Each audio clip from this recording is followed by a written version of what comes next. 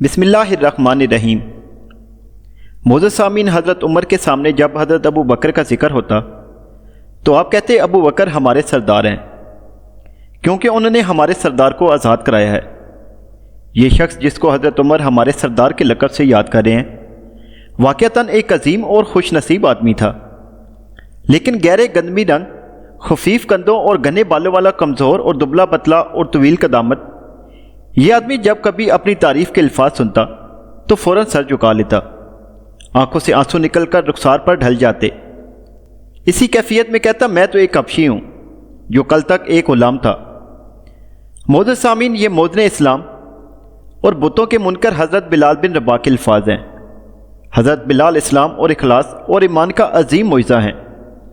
आगाज़ इस्लाम से आज तक हर 10 मुसलमानों में से 7 आदमी ऐसे हैं जो हज़रत बिलाल को जानते हैं, यानी कई सदियों में करोड़ों इंसान हैं जो जनाब बिलाल के नाम और किरदार से मुकम्मल तौर पर इसी तरह आगाह हैं जिस तरह वो खुलफाए इस्लाम हज़रत अबू बकर और हज़रत उमर से वाकिफ़ हैं। मोअज़्ज़ज़ सामीन, कौन सी शुजाअत और कौन सी अज़मत ऐसी है जो इन 3 अल्फाज बिलाल बिन रबाह की ताबीर पेश कर सके। आप स्याह रंग के एक हबशी थे जिसको तकदीर ने मक्का में बनी जमा का गुलाम बना दिया, और आपकी माँ भी इन्हीं लोगों की लोंडी और बांदी थी। आप गुलामाना ज़िंदगी गुजारे थे। आपके औकात आपके लिए तबाह कौन थे। आज के दिन में आपका कोई हिस्सा ना था और ना आने वाले कल में कोई उम्मीद थी। जनाब मोहम्मद सल्लल्लाहु अलैहि वसल्लम की बातें आपके कानों से उस वक्त टकराना शुरू हो गई थी जब लोगों ने मक्का में ये बातें एक दूसरे को सुनाना शुरू की थी। उस वक्त जब आप अपने सरदारों और उनके मेहमानों, खुसूसन उमैया बिन खलफ की बातों पर कान धरते। आपने कई बार उमैया बिन खलफ को अपने दोस्तों और कई अफराद कबीला के साथ रसूलुल्लाह सल्लल्लाहु अलैहि वसल्लम के मुतल्लिक गुस्सा करने वाली गुफ्तगू करते सुना। हज़रत बिलाल के कान गज़ब से भरे इन कलमात से ऐसी सिफ़ात और खूबियाँ अक्स कर रहे थे जो इस नए दिन की तस्वीर पेश कर रही थी। आप महसूस कर रहे थे कि जिस माहौल में आप रह रहे हैं इसमें तो ये सिफ़ात नहीं है।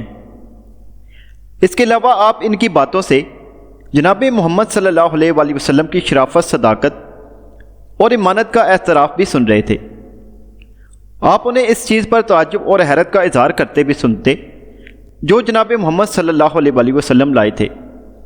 एक दूसरे से कहते कि मोहम्मद काज़िब है, नासैर व मजनून, लेकिन इसके बावजूद हमें इस आर से छुटकारा पाना ही होगा ताकि इसके दीन की तरफ तेज़ी से बढ़ने वाले लोगों को रोका जा सके।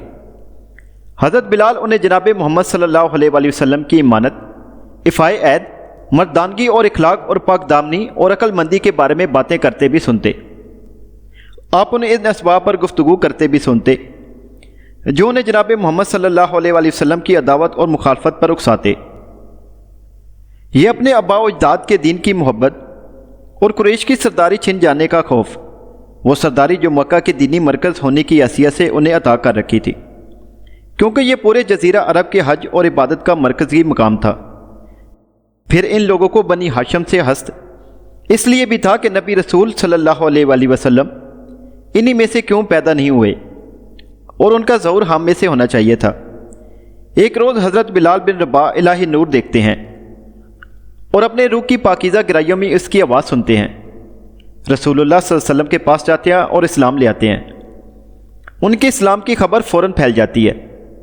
खबर सुनते ही बनी जमा के सरदारों के सर चकरा जाते हैं, वो सर जिन्हें तकब्बर ने भर दिया था और गरूर ने बोझल बना डाला था। ये ज़मीनी शैतान उमैया बिन खलफ के सीने पर आ बैठते हैं। वो उमैया जो अपने गुलामों में से एक गुलाम के इस्लाम ले आने को अपने कबीले और कुंबे के मुंह पर जलालत और रुसवाई का ज़ोरदार तमाचा ख्याल करता है। उसका एक हबशी गुलाम इस्लाम ले आए और मोहम्मद सल्लल्लाहु अलैहि वसल्लम की इत्तिबा करने लगे। उमैया अपने दिल में कहता है, कोई बात नहीं, आज का सूरत इस भगौड़े गुलाम के इस्लाम के साथ ही गुरूब होगा। लेकिन उमैया की ये आतिश इंतकाम में जली ये ख्वाहिश कभी पूरी ना हो सकी। आज ही का सूरज नहीं बल्कि हज़रत बिलाल की ज़िंदगी में तलू होने वाला कोई भी सूरज हज़रत बिलाल के इस्लाम के साथ गरूब नहीं हुआ। सूरज गरूब हुआ है तो कुरैश के तमाम बुतों और बुत परस्ती के तमाम हामियों को साथ लेकर गरूब हुआ है। काफर तपती दोपहर के वक्त सजा देने के लिए उनको बाहर ले जाते हैं।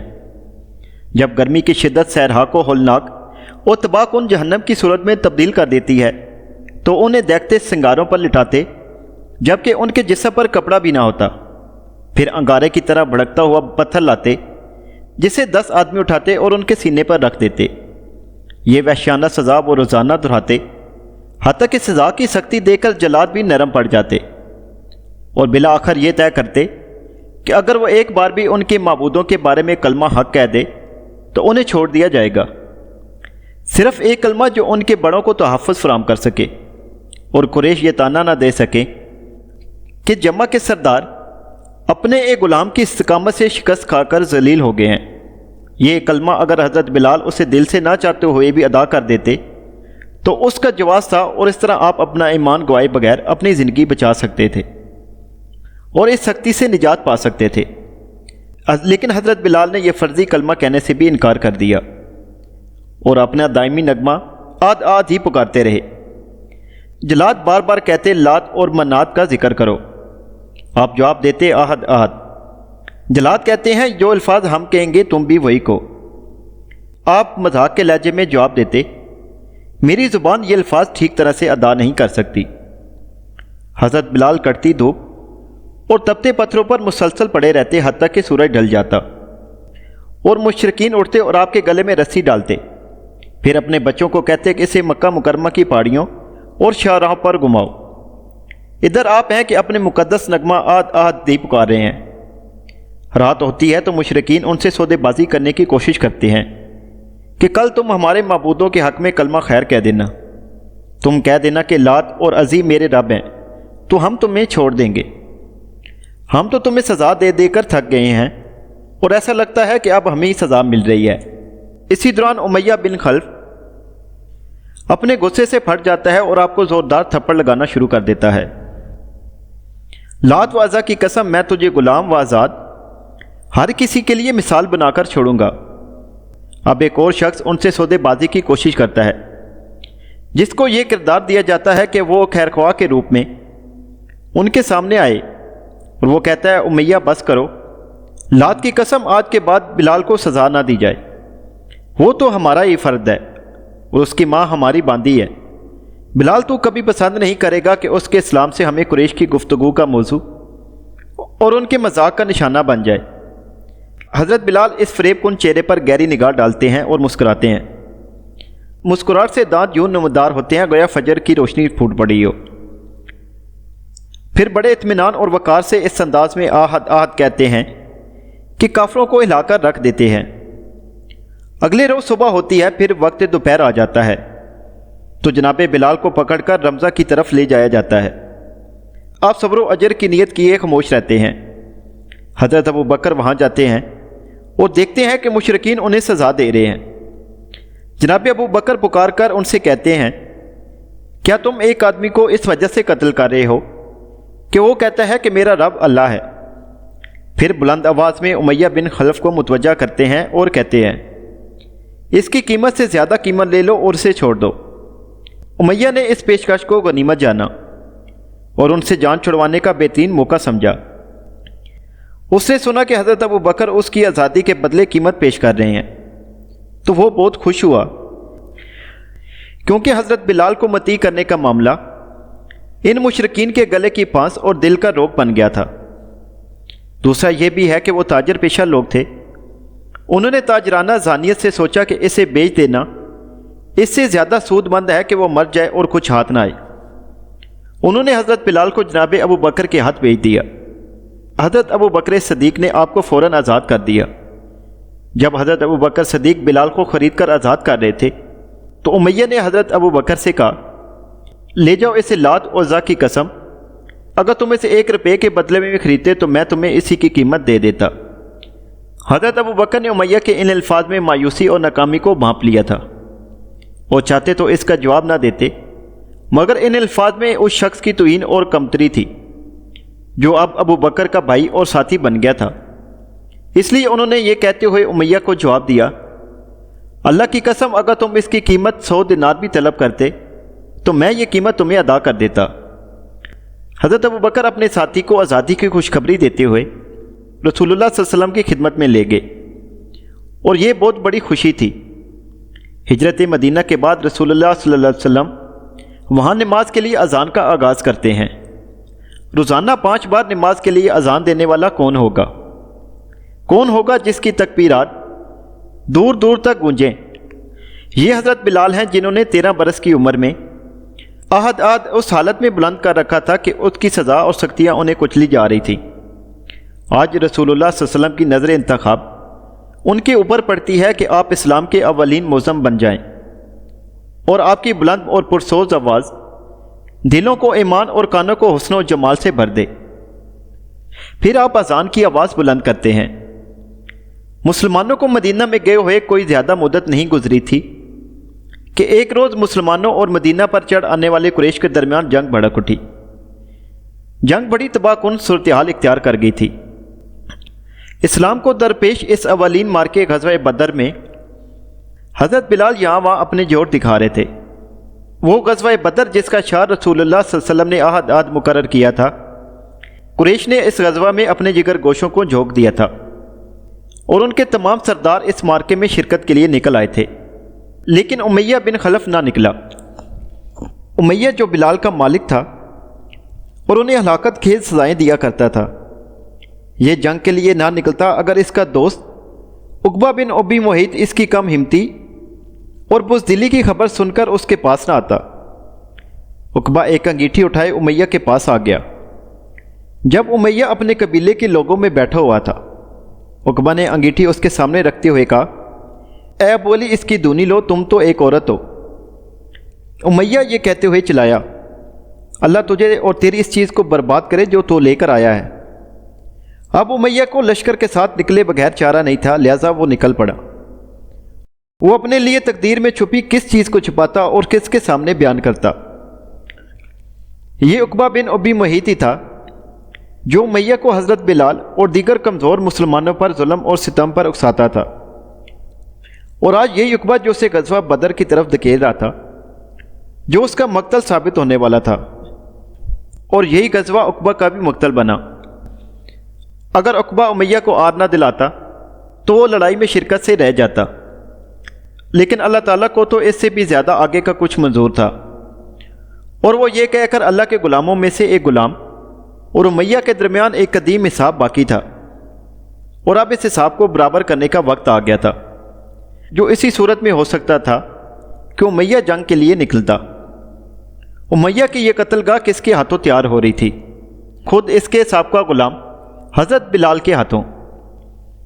وہ ہاتھ جنہیں امیہ نے بیڑیاں پہنائی تھی اور ان ہاتھوں کے مالک پر ستم ڈھایا تھا، یہی ہاتھ آج غزوہ بدر میں اس وعدے کو پورا کر رہے تھے جس کا تقدیر نے موقع فراہم کر دیا تھا۔ آج قریش کے وہ جلاد بھی آئے تھے جنہوں نے سرکشی اور عداوت کی بنا پر مومنین کو ذلیل کرنے میں کوئی کسر نہیں چھوڑی ہوئی تھی۔ جب دونوں فریقوں کے درمیان لڑائی شروع ہوئی اور مسلمانوں کی طرف سے اس جنگ کا آغاز ہوا تو ان کے شعار عہد کے الفاظ میں ہوا، تو امیہ کا دل بیٹھ گیا اور اس کو بات کھٹک گئی۔ عہد وہ الفاظ ہیں جو کل ہولناک تہذیب کے سایوں میں اس کا غلام دہراتا تھا، اور آج اس سارے دین اور نئی امت کا شعار بن گیا تھا۔ معرکہ اپنے اختتام کی طرف بڑھ رہا تھا۔ امیہ بن خلف صحابی رسول حضرت عبد الرحمن بن عوف کو دیکھتا ہے اور ان کی پناہ میں آنے کی کوشش کرتا ہے۔ ان سے مطالبہ کرتا ہے، اگر تم میری جان بخشی کروا دو تو میں تمہارا قیدی بن جاتا ہوں۔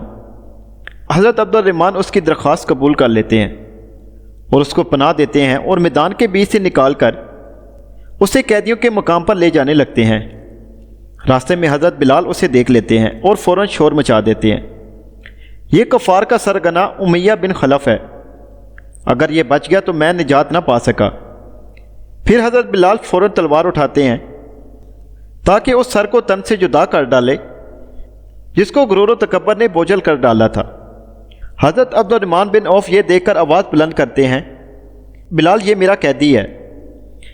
حضرت بلال نے دیکھا کہ وہ تنہا تو اپنے دینی بھائی حضرت عبد الرحمن بن عوف کی پناہ کو نہیں توڑ سکتے، لہذا بلند آواز میں کہا، اے اللہ کے مددگاروں، اگر کفر کا سردار امیہ بن خلف بچ گیا تو میں تباہ ہو گیا۔ یہ آواز سنتے ہی مسلمان بہادروں کی ایک جماعت جن کی تلواروں سے موت ٹپک رہی تھی اور امیہ اور اس کے بیٹے کو گھیرے میں لے لیتی ہے۔ حضرت عبد الرحمن بن عوف اسی صورتحال میں کچھ نہ کر سکے جس کو مسلمان حملہ آوروں نے کاٹ کر رکھ دیا تھا۔ حضرت بلال نے خونخوار تلواروں کے سائے میں پڑے امیہ کی لاش کو نظر بھر کے دیکھا اور پھر واپس ہوئے تو ان کی زبان پر آہد آہد کے کلمات جاری تھے۔ دن گزرتے گئے اور ایک وقت آیا کہ مکہ بھی فتح ہو گیا۔ رسول اللہ صلی اللہ علیہ وسلم 10,000 سے زیادہ سپاہ کی کمانڈ کرتے اور شکر اور حمد کی تکبیر اور کلمات دہراتے مکہ میں داخل ہو رہے تھے۔ سب سے پہلے کعبہ کا رخ کرتے ہیں، کعبہ جس کو کئی برس سے قریش نے بتوں سے بھر رکھا تھا۔ چونکہ حق آ گیا تھا اور باطل پسپا ہو گیا تھا، لہٰذا آپ کو یہ آزار نہ لاد کہ انسان آج کے بعد اس کے سامنے سر جھکاتے۔ انسانیت عبادت کرے گی تو صرف اللہ کی ہی، جس کی مانند کوئی چیز نہیں۔ رسول اللہ صلی اللہ علیہ وسلم حضرت بلال کو ساتھ لے کر کعبہ میں داخل ہوتے ہیں۔ اندر داخل ہوتے ہیں تو بتوں کو دیکھتے ہیں۔ حضرت ابراہیم کو تیروں سے قسمت آزمائی کرتے دیکھا گیا ہے۔ رسول اللہ صلی اللہ علیہ وسلم یہ دیکھ کر غصہ ہو جاتے ہیں اور فرماتے ہیں، اللہ ان مشرکین کو تباہ کرے، ہمارے بزرگ ابراہیم تیروں سے قسمت آزمائی نہیں کیا کرتے تھے۔ ابراہیم نہ تو یہودی تھے اور نہ نصرانی، بلکہ وہ ایک مسلمان تھے اور وہ مشرکین میں سے بھی نہ تھے۔ پھر آپ حضرت بلال کو حکم دیتے ہیں کہ مسجد پر چڑھ کر اذان دو۔ حضرت بلال اذان کی آواز بلند کرتے ہیں۔ یہ کیا ہی سہانا وقت ہے اور کس قدر حسین جگہ ہے۔ ادھر مکہ میں زندگی کی حرکت رک کر رہ جاتی ہے۔ ہزاروں مسلمانوں کا لشکر جرار بے حس اور حرکت کھڑا ہے۔ وہ عاجزی اور انکساری کی کیفیت میں حضرت بلال کے پیچھے پیچھے اذان کے کلمات دہرا رہے ہیں۔ مشرک بھی اپنے گھروں میں اس بات کی تصدیق کر رہے ہوں گے کہ کیا یہ محمد صلی اللہ علیہ وآلہ وسلم اور ان کے ساتھی ہیں جنہیں کل اس شہر سے در بدر کر دیا گیا تھا؟ کیا یہ سچ ہے کہ ان کے ساتھ ہزاروں اہل ایمان کا لشکر ہے؟ کیا یہ سچ ہے کہ یہ وہی آدمی ہے جس کو ہم نے بھگا دیا تھا، اس سے جنگیں لڑی اور اس کے انتہائی قریبی عزیزوں کو قتل کر دیا تھا؟ کیا یہ حقیقت ہے کہ یہ شخص ہم میں سے اس وقت مخاطب ہے جب ہماری گردنیں اس کے ہاتھ میں ہیں، لیکن پھر بھی وہ کہہ رہے ہیں جاؤ تم سب آزاد ہو؟ اس دوران قریش کے 3 آدمی کعبہ کے سین میں بیٹھے ہیں۔ حضرت بلال کا مسجد کے اوپر چڑھ کر اذان دینا گویا انہیں ایسا لگ رہا ہے وہ ان کے بتوں کو اپنے پاؤں تلے روند رہے ہیں، اور بتوں کے اس بے بس اور بے حس ڈھیر کے اوپر کھڑے ہو کر اس اذان کو بلند کر رہے ہیں جو باہر کی خوشبو کی مانند مکہ کے تمام اطراف میں پھیل رہی ہے۔ یہ 3 آدمی ابو سفیان بن حرب جو چند لمحے پہلے ہی مسلمان ہوئے تھے، اور عتاب بن اسید اور حارث بن حشام تھے جو ابھی مسلمان نہیں ہوئے تھے۔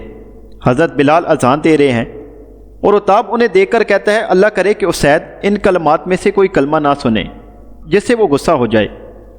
حارث کہتا ہے واللہ اگر مجھے علم ہو جائے کہ محمد صلی اللہ علیہ وآلہ وسلم سچے ہیں تو میں ان کی اتباع کروں گا۔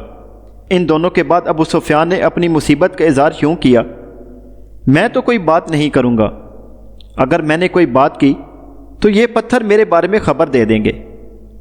نبی صلی اللہ علیہ وآلہ وسلم کعبہ سے باہر آئے تو ان تینوں کو دیکھ کر فوراً ان کے چہروں کو پڑھ لیا۔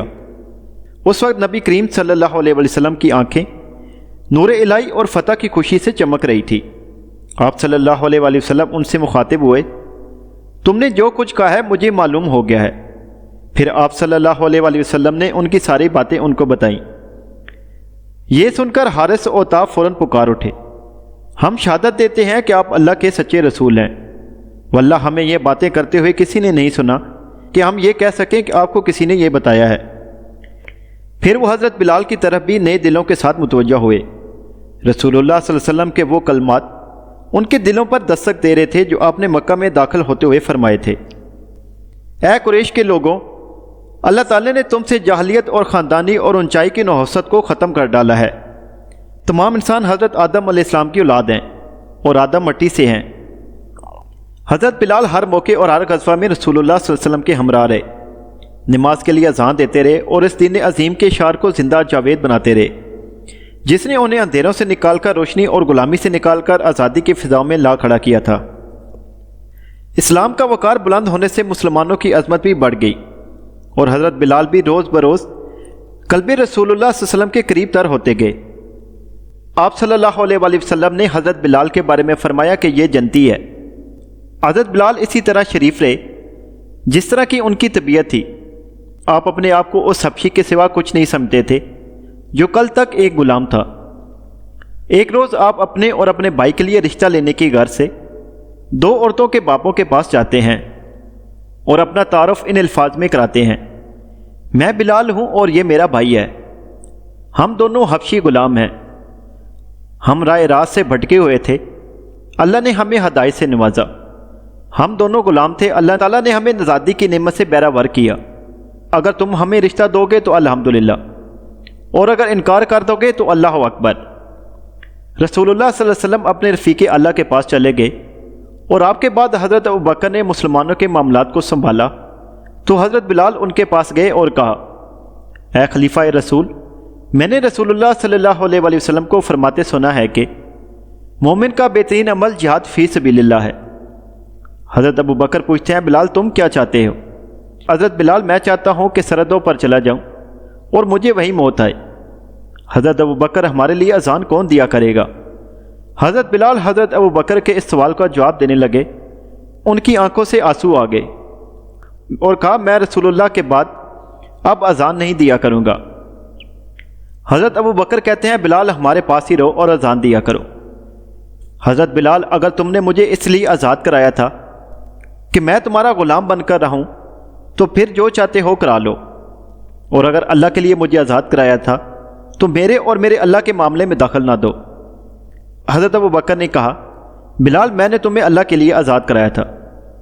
بعض روایتوں میں آتا ہے کہ آپ شام چلے گئے تھے اور وہیں سرحدوں پر مجاہدانہ زندگی بسر کرتے رہے، اور بعض لوگوں کا بیان ہے کہ آپ نے حضرت ابوبکر کی اس خواہش کو قبول کر لیا تھا اور آپ مدینہ میں ہی رہے، اور جب حضرت ابوبکر صدیق وفات پا گئے اور خلافت حضرت عمر کے پاس چلے گئی تب آپ نے شام کی طرف کوچ فرمایا۔ معزز سامعین، ان دونوں صورتوں میں سے جو بھی صورت ہو، حضرت بلال نے اپنی بقیہ زندگی شام میں سرحدوں پر اس عزم اور ارادے سے گزاری کہ اللہ کے رسول سے ان کی ملاقات ہو تو اس بہترین عمل پر ہو کہ جس کو اللہ اور اس کے رسول پسند فرماتے تھے۔ اس کے بعد آپ نے اپنی پرسوز اور دردناک آواز میں اذان نہیں دی، اس لیے کہ آپ اذان میں جب اشہد ان محمد رسول اللہ کہتے تو آپ کے دل میں عہد رسالت کی یادوں کے بھرے جذبات کا طوفان امڑ آتا اور پریشانی کی حالت میں اذان کے الفاظ کی آواز مدھم ہو جاتی اور اشکوں کا سیلاب بہنے لگتا۔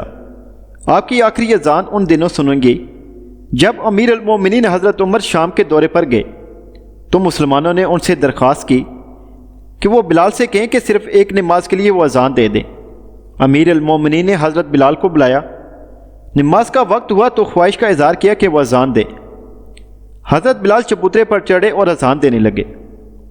جن صحابہ نے عہد رسالت میں حضرت بلال کو اذان دیتے سنا تھا وہ زاروں قطار رونے لگے، اور اس قدر روئے کہ شاید اس سے قبل اتنے نہ روئے ہوں، مگر حضرت عمر ان سب سے زیادہ رونے لگے۔ حضرت بلال نے شام میں رائے خدا میں سرحدوں کی حفاظت کرتے ہوئے وفات پائی، اور آج آپ دمشق کی سرزمین میں محض خواب ہیں۔ آپ کا شمار انسانیت کے ان عظیم مردوں میں ہوتا ہے جو عقیدہ کے اعتبار سے ناقابل شکست چٹان ثابت ہوئے۔